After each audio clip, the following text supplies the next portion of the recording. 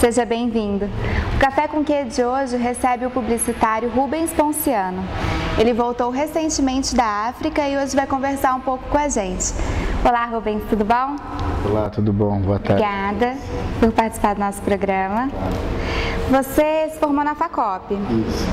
E quais são as principais lições que você aprendeu aqui na faculdade? Primeiro que eu me formei na turma mais maravilhosa que tinha, da faculdade. Era a quarta turma, tinha gente extremamente criativa, gente que não sabia nada, o que queria fazer da vida, gente que queria saber que tinha certeza o que já queria fazer. E acho que foi a melhor época da minha vida, onde a faculdade, onde tudo era possível, a faculdade estava se formando. E a gente tinha uma capacidade muito grande de criar as coisas. Eu lembro que estava até o estúdio de criação estava começando a se formar, a agência estava se formando e tal. Então a gente participou, acho que foi uma experiência bem válida, porque o pessoal era um pessoal mais velho, já tinha uma experiência pequena de mercado, que hoje você tem os grandes professores que saíram daquela turma que está aí, ali da Márcia, a Elaine e outras pessoas assim. E foi uma baita de uma experiência porque, com certeza, ela te dá uma visão geral da coisa, daquilo que você quer, daquilo que você imagina para o curso. Ela vai te focar nas coisas que você pode e é possível trabalhar, né? E desde a época da faculdade, a criação era o seu foco? Ou... Então, eu acho que eu já nasci meio que diretor de arte, pensando em imagens, foi uma coisa que eu sempre quis. Mas no início da faculdade eu sempre também adorei planejamento. E como que eu tive uma professora maravilhosa de planejamento, que é a Marcela, então a Marcela parece que me puxava um pouco pro lado de planejamento. Mas aí com estágio, desde que eu fiz estágio com ela no Prudent Shopping, foi meu primeiro estágio no primeiro ano de faculdade. Depois eu fui parar de atendimento, de mídia no SBT. Então depois eu trabalhei em algumas agências pequenas aqui também. E logo acabei me focando mesmo em criação publicitária, em direção de criação, direção de arte. Sou diretor de arte. E você, conta um pouco da sua trajetória. Você foi para a África, trabalhou em Portugal, trabalhou em uma empresa de investimento. Isso. O que acontece é que eu saí da faculdade em 2000 e logo que eu saí, apareceu uma proposta para mim estar dando aula em Franca. Então eu saí em janeiro, em fevereiro, no finalzinho de fevereiro eu estava dando aula já para uma classe de 60 alunos, Eu lembro quando eu cheguei, todo mundo ficou olhando para mim e falou: seu lugar é aqui do nosso lado, você está fazendo o que aí na frente? E daí comecei, já tinha uma empresa de comunicação, de internet na área financeira. Nós estávamos criando a empresa mais ou menos 2 anos depois do boom da net. E daí eu comecei com a aula acadêmica e acabou me consumindo uma parte do tempo. Depois eu dei aula em Franca, dei aula em Bebedouro. Então eu vivia viajando, vida de professor mesmo, mas não era aquilo que eu queria fazer. Eu vi que ainda havia tempo, então em dezembro parei com tudo. Pedi demissão em todos os meus serviços, minha mãe quase ficou maluca comigo, nem acreditava. E falei, não, eu vou seguir criação, que é isso que eu quero, mas eu não quero fazer criação no Brasil. Primeiro eu preciso beber de bastante cultura, eu preciso sair um pouco, Eu vivi praticamente minha vida toda no interior, não que seja ruim, mas eu precisava sair, precisava conhecer o mundo, além daquilo que a gente consegue ver na tela da televisão, o que você consegue ver nos jornais, na web, qualquer coisa assim. E um mês depois eu estava embarcando já. Para o continente antigo, isso. E como foi essa experiência de trabalhar lá? A experiência de trabalho lá, na verdade, ela se transformou numa experiência de vida, Porque o choque que você leva quando você desce, o choque cultural é muito grande. E publicidade, ela é uma coisa, ela se mistura com a cultura. Ela se mistura um pouco com você também, daquilo que você acredita, de como que você é.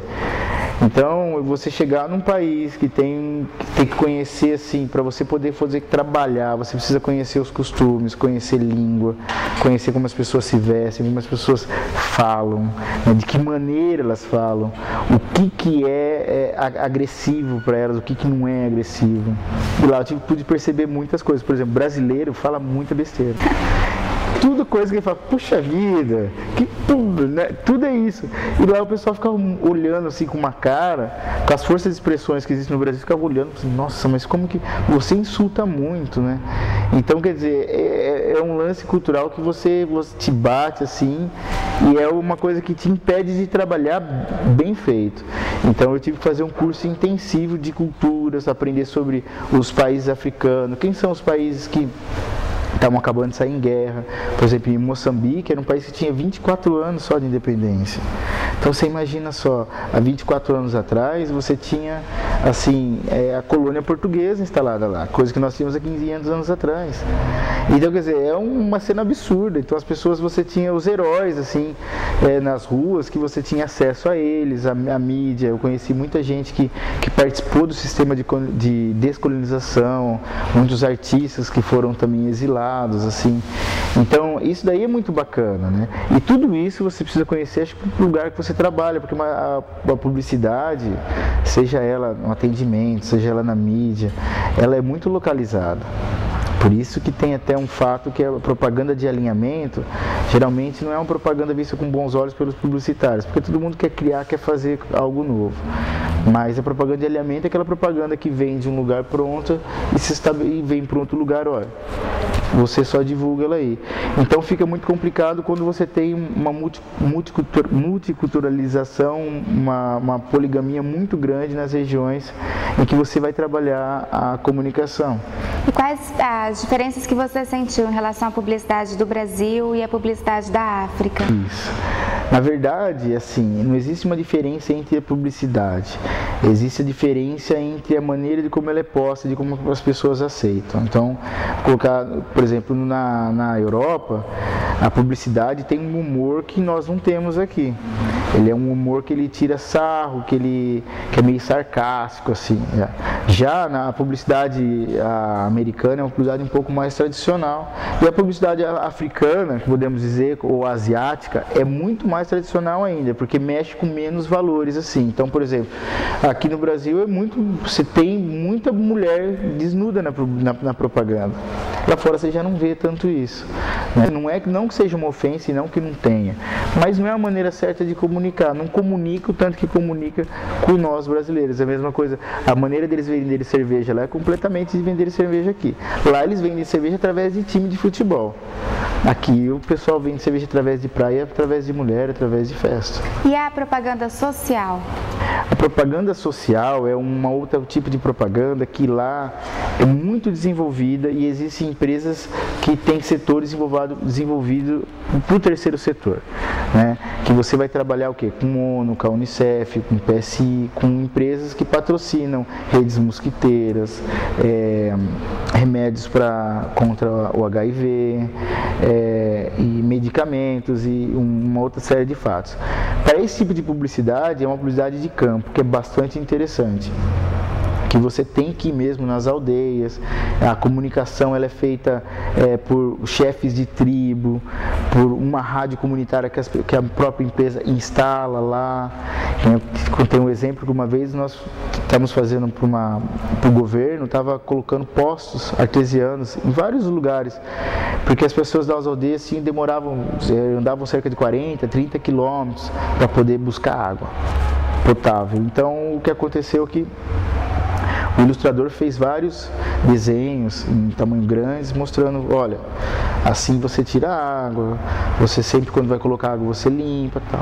Então, quando chegamos lá depois de quase 3 dias no meio do mato, você leva bolacha, você está no meio do mato, você está no meio da África mesmo, tem elefante, essas coisas todas tem, mas é super bacana. E você chega lá e ele lembra que o cara mostrou assim os painéis assim, e as pessoas fazendo, mas poxa, o que está acontecendo? Eu falava, o que estava acontecendo? E tinha que é um contador de histórias, que vai lá e conta a história, e monta toda a história, como se fosse quase que um teatro. Era por causa da sombra, por causa que a sombra para eles é como se fosse o espírito, tal. Então foi uma propaganda que foi todo mundo teve que voltar, teve que fazer tudo de novo, porque as pessoas deixavam de prestar atenção no conceito para prestar atenção na sombra, né? Era um ruído de comunicação. A publicidade ela é diferente entre si por questão cultural, por quem você está falando, para quem você está falando para essa pessoa. Acho que é mais ou menos isso. E falando em elefante, como é que foi a história do elefante que vocês criaram para a peça publicitária? Como é que foi? Não, então, isso daí é outra coisa de propaganda de alinhamento. O que acontece, assim, só vou dar um parecer, o Brasil tem uma extensão geográfica muito grande. Isso eu fui perceber lá. Da maneira que nós viajamos daqui para Paraná, lá você pode passar por 3 países. Passando por 3 países, você está passando por mais de 70 línguas completamente diferentes. Então o que acontece? Poxa, existem países que não dá para você contratar uma agência e fazer uma propaganda para aquele país, que fale, que consiga botar para fora aquilo que o consumidor pode escutar ou quer escutar. Então Portugal tem uma loteria, né? Ele chama lotaria, chama Loto. O símbolo deles é um elefante, então um elefante com uma bolinha na frente, aqueles elefantes de circo. Tudo bem, então a agência em Portugal, acho que não lembro o que foi, acho que era Léo Burnet, ela mandou e falou, fizemos um vídeo aqui, é um elefante chegando na cidade, e ele chega na cidade com a bola e todos correm felizes, tal, isso com o outro. Poxa, os caras fizeram o vídeo, o vídeo aqui não vai funcionar nem coisa nenhuma. Por quê? Porque o elefante lá significa destruição. Porque antigamente o pessoal morava em aldeia, né? É como se fossem os índios. Então, como é savana, como tinha elefantes, quando eles entravam, eles destruíam, pisavam nas pessoas, tudo. Então, foi assim, uma peça que não teve nada a ver, assim, e inclusive eles bateram um pé que não teriam, a peça foi vinculada, acho que 2, 3 dias, e a própria comunidade, percebeu, pediu para tirar aquilo lá, porque era muito ofensivo aquilo lá, que lembrava coisas ruins para as pessoas aí. Rubens, e para você, café com o quê? Olha, café para mim soa com bastante amizade e um pouquinho de paixão. Ah, ótimo. Muito obrigada pela sua entrevista. De nada. Se você tem alguma dúvida, sugestão ou crítica, mande para nós. O endereço é tvfacop@unoeste.br. Até o próximo programa e tchau!